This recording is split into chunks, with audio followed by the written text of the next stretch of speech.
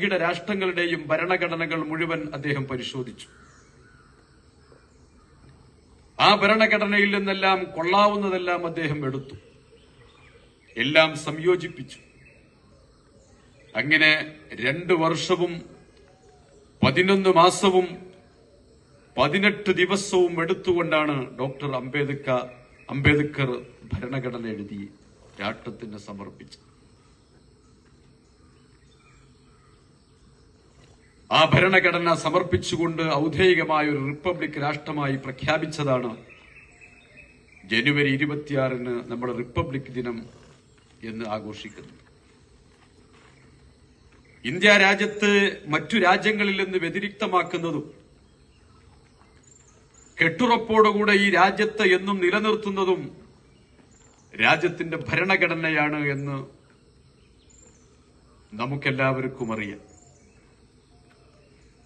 ഒരു ഭരണഘടന അന്ന് അംബേദ്കർ എഴുതിയില്ലായിരുന്നുവെങ്കിൽ ബ്രിട്ടീഷ് അധിനിവേശത്തെക്കാൾ ഏറെ വലിയ ഒരു അധിനിവേശം നമ്മുടെ രാജ്യത്ത് നടക്കുമായിരുന്നു. കാരണം വിവിധങ്ങളായ മതങ്ങളും ജാതികളും സംസ്കാരങ്ങളും നിലനിൽക്കുന്ന ഒരു രാജ്യം സ്വതന്ത്രമായപ്പോൾ രാഷ്ട്രമേധാവികൾക്കുണ്ടായിരുന്ന ആശങ്ക എങ്ങനെ ഈ ജനതയെ മുന്നോട്ട് കൊണ്ടുപോകും എന്നതാണ്. എന്നാൽ മതവും ജാതീയതയും മറ്റു സങ്കുചിത്വങ്ങളുമെല്ലാം മറന്നുകൊണ്ട് രാഷ്ട്രം എന്ന ഒരേ മേൽവിലാസത്തിൽ എല്ലാവരും സ്നേഹത്തോടെ ഐക്യത്തോടെ ഒന്നിപ്പിച്ചത് അംബേദ്കർ എഴുതിയ ഭരണഘടനയായിരുന്നു. ആ ഭരണഘടനയുടെ ആമുഖം നമ്മളിവിടെ വായിക്കുന്നുണ്ട്. ആമുഖത്തിൽ തന്നെ പറയുന്നത് നമ്മൾ ഇന്ത്യൻ ജനത എന്നാണ്. ഭരണഘടനയുടെ പ്രത്യേകത എന്താണ്? ഒരു ആമുഖം 12 പാർട്ടുകളായി ഭരണഘടന വിശാലമായി എഴുതിയിരിക്കുകയാണ്. അതിൽ പ്രധാനമായും ഭരണഘടന മുന്നോട്ട് വെക്കുന്ന ഖണ്ഡികകൾ, പാർട്ടുകൾ,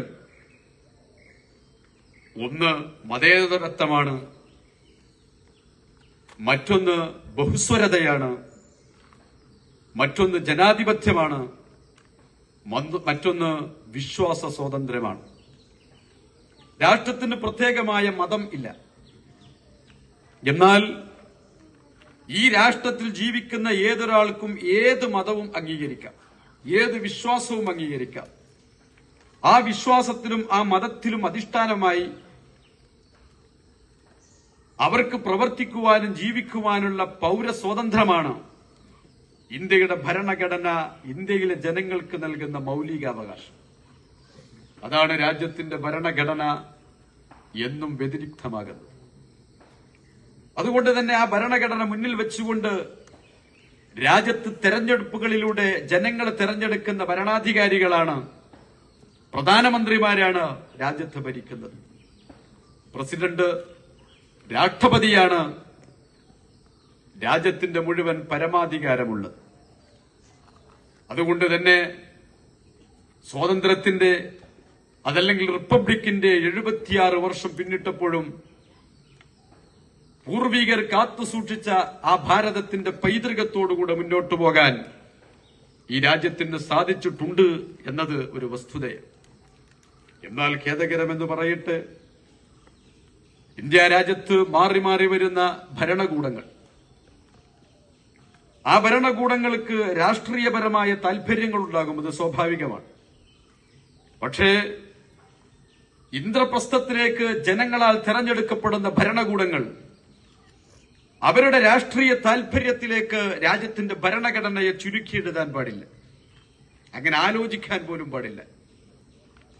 അത് അംബേദ്കറിന്റെ ആത്മാവ് അനുവദിക്കാത്തതാണ്, ഗാന്ധിജിയുടെ ആത്മാവ് അനുവദിക്കാത്തതാണ്, നെഹ്റുവിന്റെയും രാജേന്ദ്ര പ്രസാദിന്റെയും സർദാർ വല്ലഭായ് പട്ടേലിന്റെയും മൗലാന മുഹമ്മദ് അലിയുടെയും ഷൌക്കത്ത് അലിയുടെയും ആലിമുസ്ലിയാരുടെയും മമ്പ്രന്തങ്ങളുടെയും മഖ്ദൂമമാരുടെയും ഉമർഖാലിയുടെയും വാരിയങ്കുന്നന്മാരുടെയും സാമൂതിരി രാജാക്കന്മാരുടെയും കുഞ്ഞാലിമരക്കാർമാരുടെയും ആത്മാവുകൾ പൊറുക്കാത്തതാണ്.